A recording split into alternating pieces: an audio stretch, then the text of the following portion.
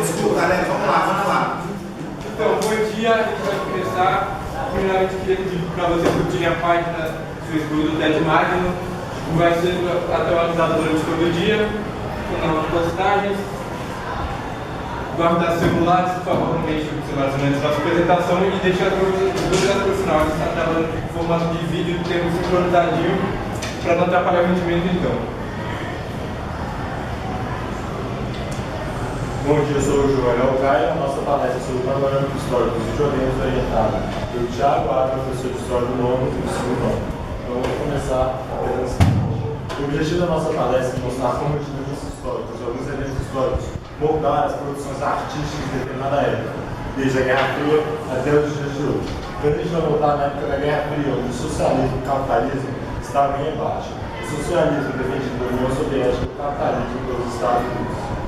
Duas principais vertentes dessa da Guerra Fria é a corrida armamentista e a corrida espacial. A gente vai abordar primeiro a corrida espacial, onde o socialismo e a União Soviética deu o primeiro grande passo para isso, o primeiro servidor ao espaço, que foi a cadela Laika. Alguns anos depois do desenvolvimento tecnológico, eles conseguem enviar o primeiro astronauta para o espaço, que foi o astronauta Yuri Gagarin. Ele consegue enviar também os primeiros robôs na superfície da Lua, que consegue enviar a primeira mulher ao espaço e desenvolver tecnologia suficiente para manter o astronauta fora da nave espacial enquanto no espaço.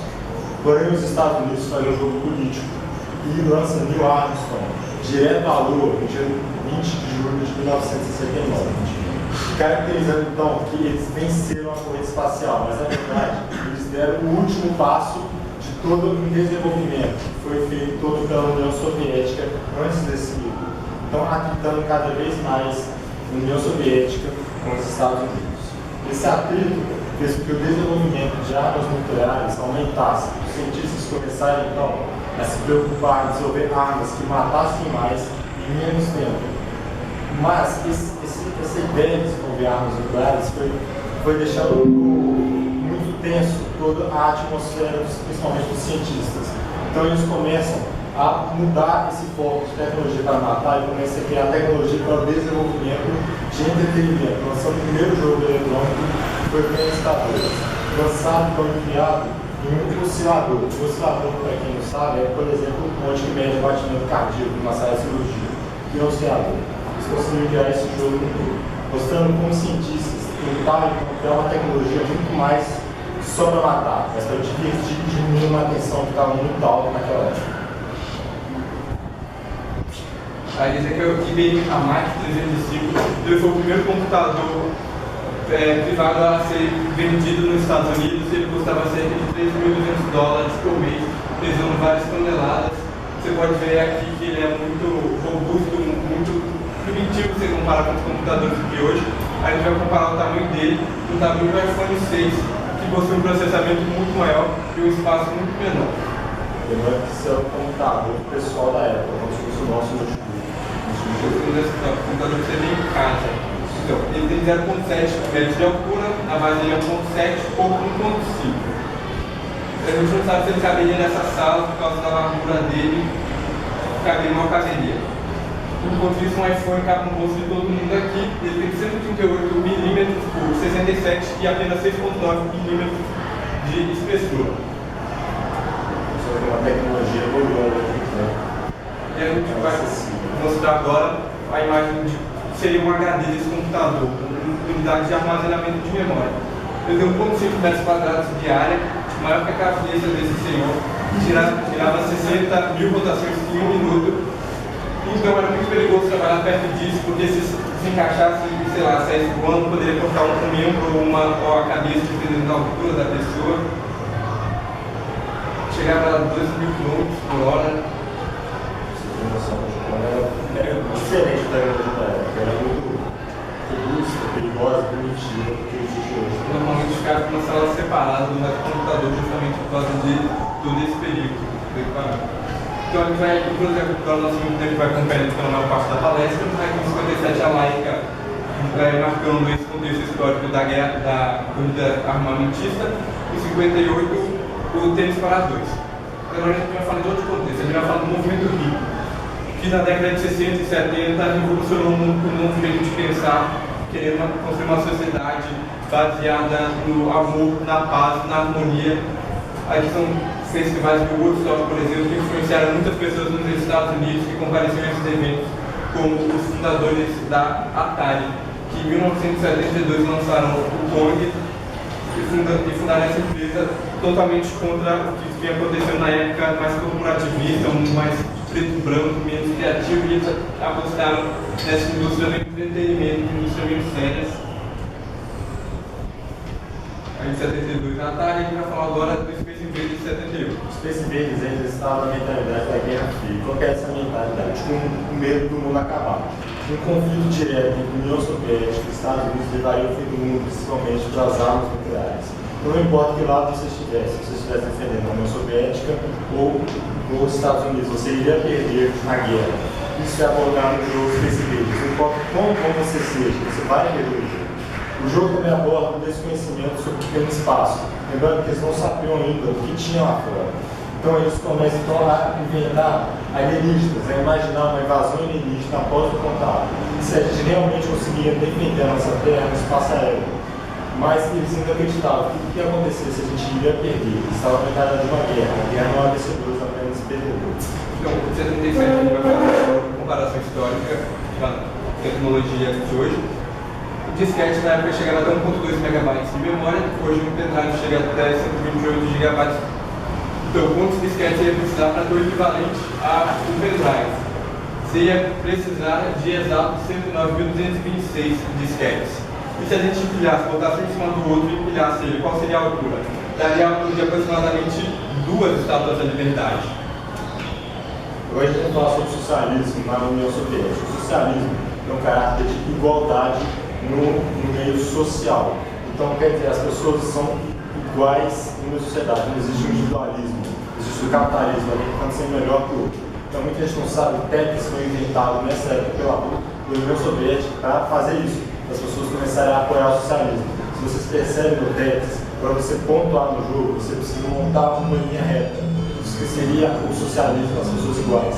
Quando alguém quer sobressair ao socialismo, quer dizer, o capitalista, o individualista, você perde o jogo. Isso quer dizer, na época, o jogo, a economia quebra, a sociedade quebra. Então, o individualismo levaria, por exemplo, um colapso na sociedade. Isso impede cada um. Então, as noções do tempo aqui, em 84 o Tetris, e a gente vai agora para o final da década de 80 e início da década de 90. Foi um período que apresentou uma queda na tensão do mundo. Em 89 tem a queda do Muro de Berlim, em 91 a União Soviética desfeita. Essa queda de tensão abre espaço para novos tipos de jogos, surgirem jogos totalmente diferentes que a gente estava vendo antes. Tanto que nessa época que surgem jogos com foco mais na história e personagens, jogos como Super Mario, como Zelda, que tem pela primeira vez um personagem humano muito mais fácil dos jogadores se identificarem. Primeira vez também que você pode vencer no jogo, ao contrário dos outros que você sempre perdia, e iria ser mais difícil e eventualmente você perdia.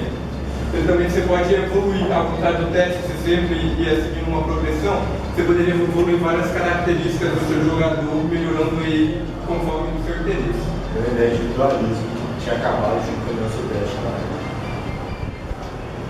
época. Finalizando aqui nessa primeira parte do contexto de Guerra Fria, como um todo, 89 ali a queda do Muro de Berlim, marcando essa queda de 73 dela. A gente vai agora para a década de 90, trazer jogos mais perto da maioria de vocês aqui. Teve um grande desenvolvimento tecnológico nessa época. Então a gente vai fazer uma comparação de tecnologia. 1 hora e 45 minutos de filmes em HD pesam aproximadamente 1.63 GB de memória. Internet de escada da época chegava a aproximadamente 56.6 kb. Então você ia demorar aproximadamente. Está carregando a internet ainda, Você ia demorar 67 horas, carregando. 67 horas e 6 minutos. Mesmo vídeo na internet média do Brasil atualmente, que é 2.9 megabits por segundo, você ia demorar muito menos tempo. Você ia demorar aproximadamente 1 hora e 24 minutos. Então, por exemplo, o Emílio lá na sua juventude tentando baixar certos vídeos na internet ia ter que ter muita paciência.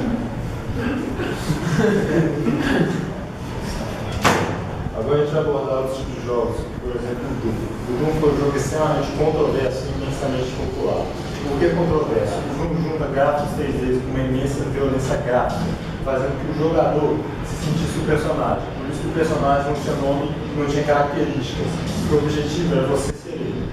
O governo norte-americano foi totalmente contra esse jogo, porque incentivou vários massacres, como a gente vai falar a seguir, do massacre de Columbine. Mas ele foi imensamente popular, porque reuniu 15 milhões de jogadores que jogaram esse jogo ao longo de toda a sua história. Agora, voltando para o massacre de Columbine, ele foi incentivado, ele foi feito, na verdade, por Harris e Claymore, onde invadiram uma escola em 98, mataram 46 pessoas na escola e 20 pessoas em volta dessa escola. Eles publicamente falaram que foram incentivados por jogos como Doom e filmes como Matrix, mostrando então o governo norte-americano muito preocupado com essa forma de entretenimento, como essa forma de entretenimento incentivava as pessoas de sua volta. Então aqui, em 2001, você tem um atentado terrorista de 11 de setembro. Foi um atentado onde 2 aviões explodiram as torres gêmeas, mas um que caiu no Pentágono e um que a tripulação meio que interceptou os terroristas. Mas o que isso tem a ver com os jogos? A posição do Senado americano muda totalmente. Antes eles eram contra os jogos, viam os jogos como mal. Mas eles começam a pensar, pô, a gente pode usar essa tecnologia a nosso favor. Usar essa tecnologia para recrutamento militar. Então em 2002 eles lançam o jogo American Army, que é um jogo onde você se passa na pele de um soldado norte-americano. Ele te ensina toda essa mentalidade de exército, nele você aprende a lutar em equipe para seguir ordens de superiores, como mostra aqui no início você recebeu a ordem do superior. Aqui ele, no Hot Vamos BH Shop, a gente tiver curiosidade de ir depois, e ele tem uma plaquinha ali com as regras, mostrando o que eu falei, trabalhar em equipe, receber ordens superiores e matar o inimigo, muito importante jogos sentido. O patriotismo foi muito criado nesse jogo porque foi perdido. Os Estados Unidos não era mais uma potência para os 2001, não era aquele país protegido. Agora não sabemos mais o que pode acontecer ao longo do nosso dia. Tá, então desde a década de 80, juntamente com tudo aquilo que estava acontecendo, vem surgindo outros tipos de jogos, os dot games. A sociedade cada vez mais caótica, cada vez mais individualista, depois das guerras, onde você tem cada vez menos o controle das coisas, você mal consegue controlar o tempo de sair da sua casa para o trabalho. Esses jogos devolvem essa sensação para o jogador de controle de poder. Aqui são jogos como SimCity, que você controla uma cidade inteira, então The Sims, você controla uma casa, uma família e todas as suas relações envolvidas. Tentando preencher essa necessidade que o ser humano tem de poder. Esses jogos realmente foram lançados com caráter psicológico. O mundo está muito caótico. Você é influenciado todo dia por todo mundo, por todas as coisas. O ser humano precisa ser um influenciador. Muita gente não consegue ser um influenciador. Então, nesses jogos, você não seria influenciado. Você seria o influenciador. Você controlaria qualquer coisa que você quisesse, como você quisesse. A gente vai falar agora de outro jogo, menos conhecido, mas tão importante quanto, que é o Black and White. O Black and White foi lançado em 2002, ele é mais recente, ele trabalhava muito com uma visão meio que dualista, preto e branco, né? Essa história de Deus bom e Deus mau. Nele você é literalmente Deus, representado por essa mão, onde um grupo de pessoas em várias ilhas, no oceano todo, acreditam em você. Você vai fazendo várias ações de acordo com o que essas pessoas pedem. Aqui é a visão dualista do jogo, o Deus bom, o Deus mau, o diabinho morto ali, que ficam ao longo de todo o jogo te dando dicas do que você tem que fazer.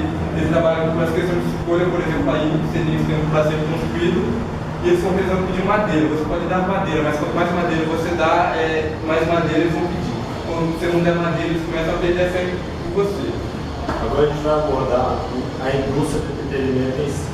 Os videogames começaram a perder o caráter de diversão e começaram a pegar o caráter esportivo, lançando uma nova categoria de esporte, que são o esporte, o Electronic Sports, que são campeonatos sobre jogos, que são igual campeonato de futebol. Você tem torneios nacionais ou continentais que os vencedores são reunidos no torneio internacional. Para você ter ideia, o campeão de Dota recebe o mesmo prêmio da Taça da Libertadores no total. A Libertadores tem uma premiação de 32 milhões de reais, no total 260 destinado ao vencedor. O vencedor do Dota ganha 32 milhões de reais. A premiação total do Dota é de 72 milhões de reais, sendo 2 vezes maior que a premiação da Taça de Libertadores América. mostrando como jogos se tornaram um esporte muito competitivo e muito atraído, principalmente por jovens entre 18 e 25 anos. Agora, em comparar os filmes das videogames. Os filmes tiveram investimento de 100 milhões de dólares. Em um ano e meio, eles tiveram um retorno de 31 milhões de dólares. Os jogos tiveram um quarto do investimento que os filmes fizeram. No dobro de anos, eles tiveram um retorno de 60,4 bilhões de dólares. São como jogos muito mais baratos, muito mais abrangentes do que os filmes. Agora, temos o relatório de 2010 de quantos jogos mais ou menos foram lançados. Foram lançados 1.638 jogos em estimativa, e nesse mesmo período foram lançados até 500 filmes em Hollywood, mostrando que os jogos começaram a fazer parte muito mais do que filmes, de uma forma de entretenimento das pessoas. Os jogos começaram a tomar as casas das pessoas, ao invés dos cinemas, dos teatros e dos DVDs. Pegando os dois polos, um polo de videogame e um polo de filme, temos o Avatar, que teve o maior índice de bilheteria até hoje no cinema. No seu dia de lançamento, no mundo inteiro, foram vendidos 3,2 milhões de cópias de DVDs normais e DVDs Blu-rays.